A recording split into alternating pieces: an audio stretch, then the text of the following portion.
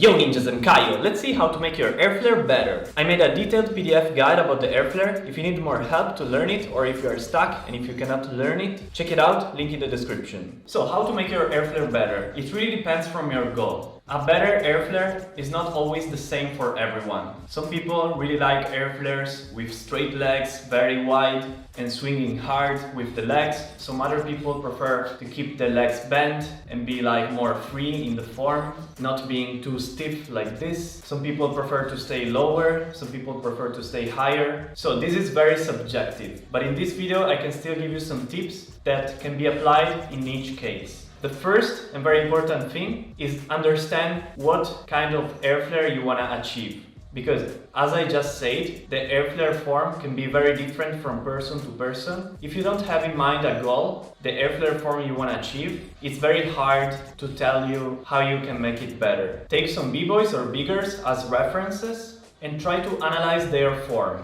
What do they do with their legs, with their hips, their arms, their body angle, and then you can start working towards this goal. Second very important thing to improve the Airflare is improving your basics. I know it's very boring, but it's also very useful. The stronger your basics, the stronger your Airflare. So if you want to have a vertical Airflare, for example, you should have very good control over handstands, over walkovers, over spinning handstands, over 90s a little bit, even reverse 90s. And even hand-ups can help, inverts can help, hollowbacks can help. Everything in the handstand can help because your Airflare form is more vertical. So the more options and the more control you will have in a handstand position on both hands, but also on one hand and on the other hand, the more control and the more opportunities you will have for your Airflare. If you want to have a low form, the more control you will have over flares and swipes, and the more powerful flares and swipes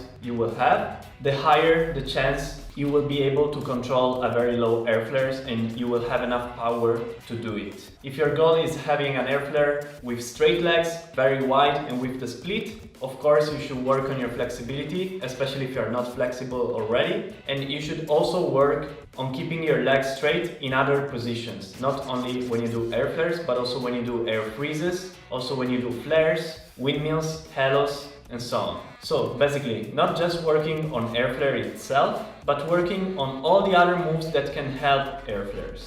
To learn this move as efficiently as possible, you have to follow a specific plan or method, and not just practice the move randomly or following too many different tutorials. Because they all give you different information, and the training process could be a little confusing. The courses that I have created collect all the information that is very useful and structure it very clearly to make power moves easy for everyone. They also provide a training plan and some extra tips and concepts. Third tip to improve your Airflare: challenge yourself and try to do variations. If you practice and if you learn Airflare variations, it's very likely that you will build more control in your regular Airflare. For example, in my case, practicing the Airflare with crossed legs really helped me having more control on my slow Airflare and also on my regular Airflare, especially in combos and transitions. The more variations you will learn, the more control you will have on your Airflares.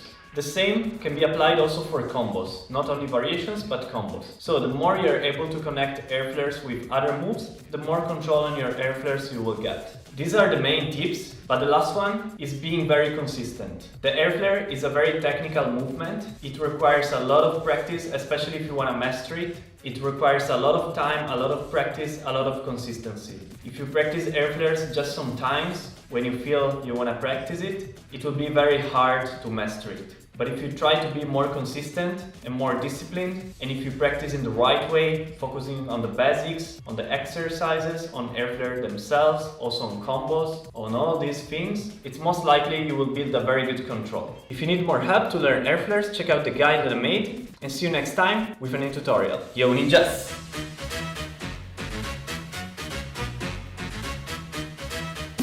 Sim.